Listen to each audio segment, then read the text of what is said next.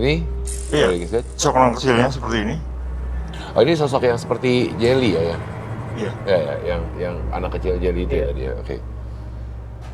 Dan dari foto yang dikirimkan Mas Mulia. Ya. ini di mana, Mas? Yang ini yang arah Sumur. turunan. Betul, arah sumur. Jadi benar, ini ke posisinya kan, iya. Jadi posisi ini nih arah ke Semak ini yang dikatakan ada sumur tua itu. Saya posisinya dari atas, larinya ke kiri, nah arah ke sini gitu. Oke. Jadi mungkin buat teman misteri juga bahwa Mas Mulya ini sudah mengirimkan beberapa video dan foto mengenai lokasi pengalaman dari Mas Mulya itu sendiri. Tadi Ervan sepertinya Sarah tertarik untuk melihat ya. Iya, pengen lihat. Baik, mungkin bisa dijelaskan ini sosok apa Ervan kalau yang Anda lihat? Saya melihat ada sosok wanita dengan baju yang cukup kumuh. Oke, baik. Jadi adalah sosok wanita yang berada di area sumur, ke arah sumur ya ini? Iya, ke arah sumur. Yang tadi pengalaman ketika motor teman Anda melindas ya? Oh, ini beda. Iya, yang ini. Ya. Tapi bukan wanita ya, tapi sosoknya yang kecil Iya, tadi. tapi maksudnya ke arah sumur Ke yang arah tadi Anda sumur, ceritakan betul. tadi itu? Iya, Oke, betul. Baik. Jadi wanita ini, Ya. tadi yang kelindas itu kan Anak-anak. kecil ya, Iya. anak-anak ya. Memang kalau jin itu, dia bisa beranak pinak tuh. Oke. Ketika ada, sebenarnya tidak ada yang salah ya ini tabrak-menabrak karena satu, kalian pun nggak bisa lihat. Ya. Cuman terkadang mereka yang ketabrak ini, kan dia punya ibu, punya bapak. Ya. Itu orang tuanya itu yang akan marah, naruh sesuatu di orang-orang yang nabrak ini. Itulah yang bikin jadi sial Motornya. terus gitu. Ya. Oke. Jadi itu yang Ervan gambar, itu yang ngasuhnya lah gitu, ngasuh si Pengasuh dari apa Iya. yang dilindas oleh Iya. temannya Mas Mulya sendiri itu ya? Oke. Mas Mulya, nanti kita lanjutkan obrolan kita sebentar ya. Sarah, ada satu rasa penasaran saya juga sih maksudnya. Apakah kalau Anda sendiri kan tadi sempat bercerita sama kami gitu ya pengalaman-pengalaman misteri Anda, entah itu ketika waktu tadi foto bersama kru film, Iya. ataupun juga pengalaman-pengalaman yang dirasakan itu. Tapi pernah menyaksikan sendiri nggak sih orang-orang yang memang berinteraksi dengan makhluk kasar? Mungkin istilah kalau orang awam kesurupan gitu. Pernah. Biasanya yang Anda ini ketakutan kah atau? Aku agak takut sih ya, tapi waktu itu di tempat lokasi yang sama. Oke. Setelah kejadian itu, kita kan pulang ke hotel. Ke hotel aku agak-agak nggak enak badan, nggak enak Oke. badan sama asistenku juga. Terus ya udah kita pijit, panggil tukang pijit daerah situ. Hotel kasih tahu, oh ini bagus gitu, panggil aja ini ibu ini. Waktu lagi pijit asisten, si ibu-ibu itu kayak kesurupan. Energi yang ada di Di asisten badannya, Anda pindah ke dia. Dia bilang pakai bahasa Daerah situ ya. bahasa daerah situ, tapi saya mengerti sedikit. Ya. Dia tuh kayak udah jangan di sini, kasihan nanti mbaknya gitu. Jadi kayak ada Oke. yang nempel Iya, ke iya, dia. iya, iya. Bukan saya pikir kok dia ngomong sendiri ibu-ibu ini gitu. Dia bilang udah jangan, kasihan nanti mbaknya, pulang aja, jangan di sini, jangan ganggu katanya dia. Terus saya langsung yang kok dia ngomong sendiri sih, malah di kamar lagi, agak serem sih itu, horor sih. Terus maksudnya apa coba? Saya pengen nanya tapi saya takut karena saya takut dia lagi nggak sadar gitu, jadi saya dalam hati ya saya baca-baca aja gitu. Terus si asisten saya ketakutan. Dia ngeliatin saya, Sarah saya takut kok dia ngomong sendiri gitu. Ya udah diemin aja. Saya suruh dia diam. Akhirnya pas udah selesai, saya tanya, Bu, saya bilang kayak gitu. Ibu nggak apa-apa? Oh enggak apa-apa katanya. Saya cuma ngomong sama ini ada yang ikut katanya. Tapi ikutnya sama mbak yang ini. Mungkin ya tempat yang itu kali yang kita salah foto-foto satu sosok yang ada di iya. lokasi produksi film tersebut ya. Oke. Tasya, Ervan, ada satu pertanyaan yang mungkin agak menyimpang. Saya mau nanya, di antara Mas Mulya atau Sarah yang sebenarnya ada sosok yang menempel, karena jujur saya merasa berat di sini saat ini. Mas Mulya sih. Oke. Karena ketika ngobrol dengan Sarah barusan, saya seperti berasa ada di area belakang saya, entah kenapa, makanya sedangkan itu bukan ketika di awal, makanya saya bertanya ini sosok siapa sebenarnya yang ada di sini gitu. Yang di belakang Niko sekarang itu ada laki-laki. Dia, tapi bukan yang bercaping tadi, bukan yang pakai topi. Dia kakek juga. Baik, sebenarnya baik, tapi ada sesuatu yang dia mau sampaikan ke Mas Mulya sebenarnya itu. Oke. Tapi dia belum ngomong, jadi posisinya tuh sekarang cuma berdiri ngelihat ke depan aja kayak patung, lihat aja. Oke, tapi kebetulan berdirinya memang di antara saya dengan Mas Mulya, sehingga akhirnya makanya dari tadi saya berada di sini berbicara dengan Sarah, kok ada sesuatu yang aneh dan bahkan sempat seperti merasa merinding sebenarnya di sini gitu. Oke, jadi emang ada sosok yang... Iya, kalau aku lihat Mas Mulya pernah ini nggak datang ke kuburan, tapi bukan maksudnya datang bukan untuk nyekar ya. Itu melakukan sesuatu, datang ke pemakaman. Pernah nggak? Nggak pernah. Tapi memang apa sih, ada benang merahnya lagi sama mbaknya ngomong tadi gitu kan. Saya pernah dapat nih cerita driver ojol lagi ya. Saya pernah dapat customer, kebetulan dia orang apa bisa lah gitu kan, anak muda gitu. Sepanjang perjalanan saya ngantar dia ke terminal itu, dia ngebaca seperti itu gitu. Dia bilang, Mas saya pernah ini ya apa datang atau pernah mempelajari. Saya bilang, oh nggak pernah saya gitu-gitu. Kenapa emang? Ini nggak tahu dari sesepuh atau mungkin dari orang tua gitu. Katanya ini masnya ada yang jaga, sosoknya kakek-kakek gitu kan. Apa masnya pernah dulu dikasih apa? Kajian atau apalah alat pelajian nggak pernah, tapi keris pernah gitu kan. Oh. Betul. Dari dulu kakek saya dari anggota keluarga ya. Anggota keluarga, betul. Cuma karena saya ngerasa kayaknya kerisnya mengganggu, akhirnya saya kasih orang aja gitu. Ganggunya apa? Yang bikin merasa mengganggu apa? Mengganggunya kan kerisnya ini sebenarnya saya nggak rawat gitu kan. Saya nggak ikutin aturan buat dimandiin atau diminyakin segala macem gitu. Jadi cukup saya taruh di dalam lemari. Nah yang bikin saya mengganggu ini di malam-malam tertentu ini lemarinya tuh digedor dari dalam. Ledakan di dalam. Ya kan karena lemarinya itu kacanya besar. Gedor dar gitu. Tapi nanti saya buka diem, nanti saya tutup lagi begitu. Jadi anggota keluarga banyak yang pada takut, akhirnya udah saya putusin buat kasih ke orang aja gitu. Tapi keris itu artinya memang diserahkan kepada Anda? Maksudnya emang untuk Anda atau kebetulan untuk anggota keluarga lain yang tinggal satu rumah? Atau memang spesifik pada? Enggak, dari ke bapak. Oh, ke bapak? Gitu, cuman dari bapak saya nih, yaudah kamu simpen aja keris ini gitu. Dari bapak ngasih ke Mas Mulya, kamu yang ngurus gitu ya. Tapi ternyata tidak diurus oleh Mas Mulya, cuma hanya digeletak gitu aja. Simpen di dalam lemari, dalam apa lokernya gitu kan ada lacinya. Udah saya simpen gitu aja.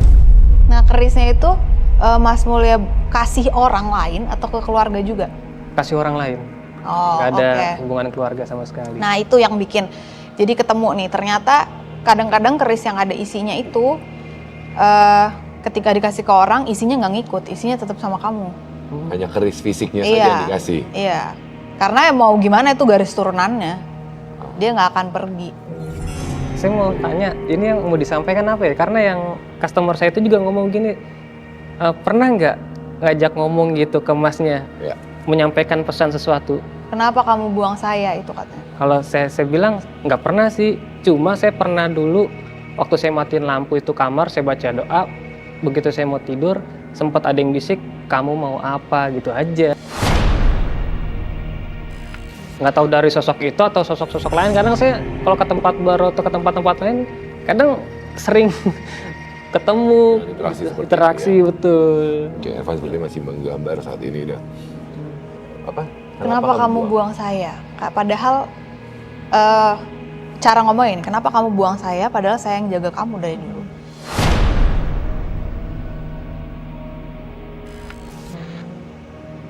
Dan dia nggak minta apa-apa juga. Gelodakan itu kan, ya oke memang itu mengganggu anggota keluarga kalau nggak ngerti ya. Itu memang betul. mengganggu. Betul. Tapi sebenarnya Mas tuh tinggal ngomong loh. Jangan ya, kita nggak bisa ngurus kamu, mandiin kamu, minyakin kamu nggak bisa, tapi dijagain aja di sini. Udah gitu aja. Ya tapi itu kan kadang-kadang ketidaktahuan itu Iya, yang iya, akhirnya membawa sebuah masalah yang baru gitu kan Iya. ujung-ujungnya ya. Oke. Jadi kondisinya adalah sebenarnya memang benda tersebut mempunyai isian yang fungsinya adalah untuk menjaga. Iya. Kemudian ada apa ya? Kalau saya bilang ritual takutnya terkesannya negatif ya. Kalau ritual itu kan identiknya dengan hal-hal yang mencoba untuk hal-hal yang berbeda gitu. Iya, Sedangkan menjaga, mengurus si benda keramat keluarga itu yang diminta Anda untuk membersihkan tapi tidak Anda jalankan dan akhirnya ada respon memberikan tanda tapi Anda keluarga merasa terganggu dan ya udahlah kita singkirkan saja. Tapi secara tidak langsung sebenarnya sosok itu tetap ada di area Anda. Sampai sekarang. Sampai sekarang. Itu nggak bisa lepas. Itu memang jaga keluarga. Ya mungkin komunikasi adalah kadang-kadang tanpa kita sadari Mas Mulia, komunikasi itu belum tentu harus kita menggunakan medium orang lain untuk berkomunikasi. Kita berbicara melalui hati kita atau kita mencoba untuk berada di area rumah kita, mencoba untuk ngomong, mungkin bisa mendengarkan sebenarnya. Irfan sudah? Ya. Oke, boleh diperlihatkan? Oke, ini adalah kejadian pada saat saya tiba-tiba tadi merasa sedikit berat dan merinding di area kanan saya. Dan saya bertanya pada Irfan dan juga kepada Tasya Ya. mengenai apa, dan kata Tasya adalah ini sosok yang memang ada di Mas Mulia ya? Iya, iya. Keluarga kayak gitu. Leluhur. Oke. Ini mungkin sedikit gambarnya Farah. Ini. Nih. Ini. Iya. Jadi ini sebenarnya sosok yang ada Apa yang menjaga. pernah saya sempat lihat juga ya. Anda pernah melihat sosok-sosok seperti ini nggak kurang lebih? Tapi Maksudnya gambaran ya mungkin secara garis besarnya lah kurang Iya, lebih seperti ini gitu. kurang Laki lebih tua. orang tua, bukan saya aja sih, maksudnya ibu saya juga pernah lihat. Janggutnya panjang segini, pakaiannya agak putih. Terus pernah ngeliat juga bapak saya mau ke belakang jam 11:30 mau ke kamar mandi. Saya ngeliat di belakang juga ada sosok kakek-kakek yang ikut. Area rumah. Iya, dalam rumah juga. Iya. Baik, sebenarnya sudah terjawab ya. Iya. Gitu. Jadi sosok kakek tua yang Anda lihat di belakang ayah Anda tadi Anda bilang ya, atau ibu, Ibu. artinya sebenarnya adalah sosok yang diberikan untuk menjaga keluarga melalui benda tersebut. Oh, berarti bukan sosok Bendanya saya. tidak ada, Nggak ada. bendanya sudah tidak ada, Nggak ada. isinya masih ada. Dan dia ya mempertanyakan kenapa dibuang, ya mungkin Anda sekeluarga di rumah bisa mencoba mencari cara ya berkumpul bersama di ruang tengah menyampaikan, karena energi itu pasti akan terus ada di Anda. Iya. Iya. Itu sampai tanda tanya besar memang sampai sekarang. Baik. Semoga hal ini bisa menjawab rasa ingin tahu dari Mas Mulia. Tapi ada satu rasa ingin tahu juga dari saya. Maksud saya dengan profesi Mas Mulia sebagai driver ojek online yang sering, saya rasa bahkan di sosial media pun sempat viral juga pengalaman-pengalaman bisnis para driver ojek online gitu. Tasya, mungkin bisa di-share nggak untuk entah itu Mas Mulia ataupun juga teman-teman driver ojek online ataupun juga bahkan teman-teman yang sering berkeliling ke lokasi-lokasi yang tidak jelas di malam hari, bagaimana? Satu, kalau untuk Mas Mulia sendiri, sebenarnya karena sudah ada yang jaga, ya cukup bilang aja, temenin ya, udah sesimpel itu. Bantu jaga ya? Iya, sopan, dimanapun kita mesti sopan. Jangan juga karena merasa ada yang jaga terus, oh terserah gue ada yang jaga. Nggak bisa juga kayak gitu, malah makin-makin yang terjadi nanti. Jadi intinya kalau lagi malam-malam Mas Mulia atau ojek-ojek yang lainnya datang ke tempat serem apa itu, cukup permisi, mereka nggak akan ganggu kok. Walaupun misalnya ngeliatin ya, karena energi kita kan, energi manusianya mungkin lebih kecil daripada mereka kalau lagi tempat sepi. Yang ngeliatin aja, itu biasanya bukan ganggu, hanya mau kasih lihat, oh ada saya di sini. Baik. Mas Mulia, semoga menjawab rasa ingin tahu Mas Mulia juga apa yang tadi kita perbincangkan di malam hari ini. Terima kasih banyak atas kesediaannya untuk berbagi pengalaman misteri Anda. Sama-sama. Mistis Anda di Medium pada malam hari ini. Semoga kedepannya akan menemukan cara berkomunikasi yang lebih menyenangkan dan yang menjaga Anda, dan kedepannya tidak ada lagi gangguan-gangguan ya Mas ya. Amin. Kalau gitu, Mas Mulia, saya akan persilakan Mas Mulia untuk kembali ke tempat. Teman-teman, silakan. Baik, Mas Mulia, terima kasih banyak. Dan ini tadi masih saya bawa. Baik, dan berikutnya Kita masih juga akan mendengarkan pengalaman misteri berikutnya dari medium kita yang berikutnya. Saya akan mengundang Lina Marlina. Lina Marlina, pemeran figuran. Sering terjadi hal mistis pada anaknya yang memiliki indera keenam. Silakan duduk. Silakan duduk. Oke. Selamat malam Mbak Lina, terima kasih atas kesediaannya bergabung di Medium malam ini dan membagikan pengalaman misteri Anda. Mungkin bisa diceritakan apa yang Anda alami kepada Tasya, Ervan dan juga Sarah yang memang sedang bergabung dengan kita malam ini. Silakan. Ya, saya mau cerita pengalaman mistis yang ada di rumah saya sendiri. Pertamanya itu anak saya. Oke. Anak saya dari kecil dia nggak bisa ngelihat ya, nggak bisa, maksudnya bukan nggak bisa ngelihat, nggak punya indera keenam. Oke. Tapi tiba-tiba setelah umur masuk SD, sekitar 6 tahun atau 7 tahun, tiba-tiba di dalam rumah tuh dia ngelihat, pertamanya dia ngelihat, "Bu," katanya. "Apa, Dek?" "Itu di luar ada siapa ya itu orang?" "Siapa sih, Dek? Yang mana?" "Itu dia ngeliatin aja terus dari tadi," katanya gitu. "Siapa, Dek? Yang mana?" Saya bilang, "Nggak ada orang di situ."